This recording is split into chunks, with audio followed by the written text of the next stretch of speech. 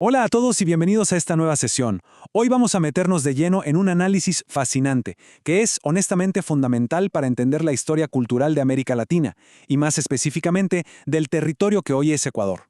Vamos a ver que pasar de la oralidad ancestral a la palabra escrita no fue solo cambiar la forma de contar un cuento, para nada.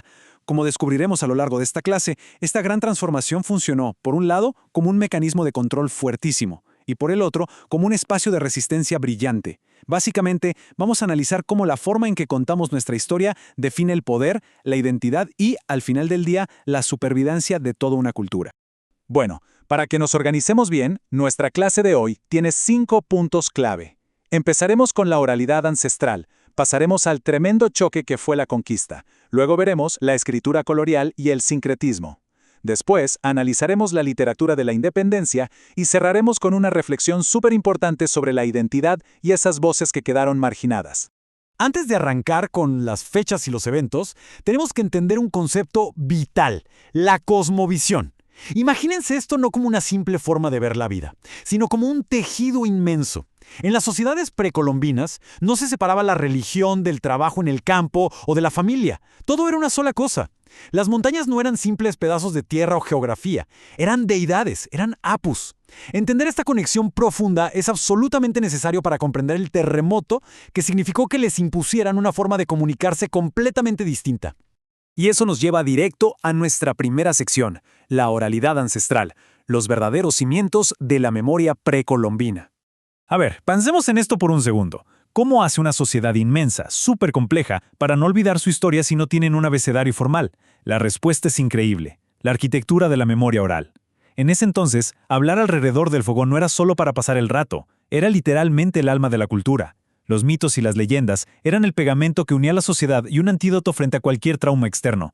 Los abuelos y los líderes no eran solo personas mayores contando historias, eran las verdaderas bibliotecas vivantes de la comunidad. Es que si nos fijamos en los pilares de esta oralidad, vemos que no era algo rígido, para nada. Era súper adaptable. Fíjense que cuando el imperio inca se expande sobre las culturas locales, estas narrativas lograron integrar deidades nuevas, como Pachacámac, sin perder su esencia.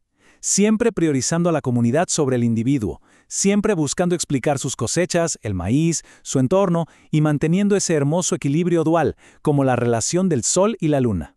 Ahora, ojo, que no tuvieran letras no significa que no tuvieran registros visuales. El arte hablaba. Esos patrones geométricos impresionantes en los textiles, los famosos tocapus o los dibujos en la cerámica, eran básicamente una extensión táctil de la historia oral.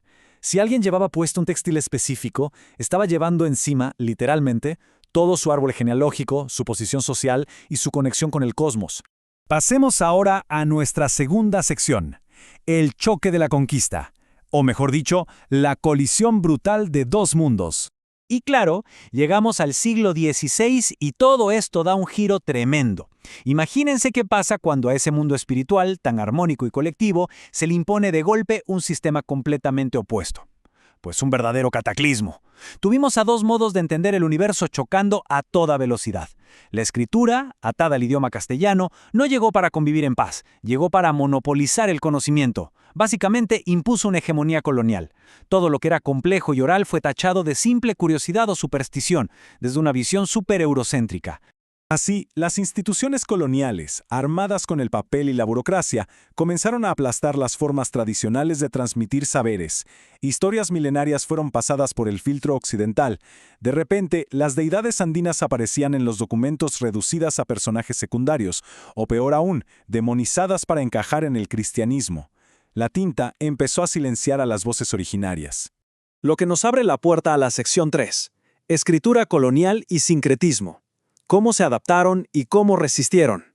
Porque, ojo, esta no es solo una historia de derrota.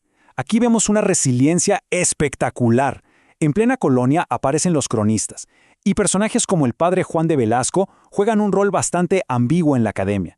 Sí, gracias a él y a su obra se rescataron mitos que de otra forma hubieran desaparecido para siempre. Pero claro, él los documentaba pasando todo por el tamiz de la moral cristiana y el gusto europeo. Se guardó la historia, sí, pero se le quitó gran parte de esa magia sagrada original. Pero frente a esta versión oficial, digamos un poco domesticada, encontramos verdaderas joyas de resistencia. Por ejemplo, el autor indígena Jacinto Coyahuaso. Él hace algo fascinante. Usa la escritura, el mismo invento de los colonizadores, para proteger su memoria ancestral. Su elegía a la muerte de Atahualpa es un acto de rebeldía total. Escondió en las letras todo ese dolor histórico y la fuerza de una identidad que se negaba rotundamente a desaparecer. Y esto nos lleva a un concepto interesantísimo, el sincretismo cultural. Básicamente, fue una táctica maestra de supervivencia. Las comunidades agarraron sus raíces más profundas y las envolvieron en el paquete de la religión católica y el idioma español. Era como usar un caballo de Troya. Metían figuras de santos en sus historias, pero el corazón espiritual seguía siendo puramente andino. Esta narrativa híbrida fue lo que garantizó que sus creencias sobrevivieran, escondidas literalmente a plena luz del día. Entremos ahora a nuestra cuarta sección, la literatura de la independencia y el camino hacia una identidad nacional. Nos ubicamos ahora a fines del siglo XVIII y principios del XIX, época de revoluciones. Aquí la pluma se vuelve tan poderosa como una espada para crear una nueva realidad política. A esto le llamamos literatura emancipatoria. Tenemos al genial Eugenio Espejo usando un sarcasmo tremendo para sacudir las estructuras coloniales. Luego aparece Mejía Lequerica defendiendo derechos al otro lado del charco. Y ni hablar del poema de Olmedo, La Victoria de Junín, que es como la cereza del pastel de esta época. Él usa el paisaje andino y figuras incas para inyectarle a la gente este nuevo sentimiento de libertad y patriotismo.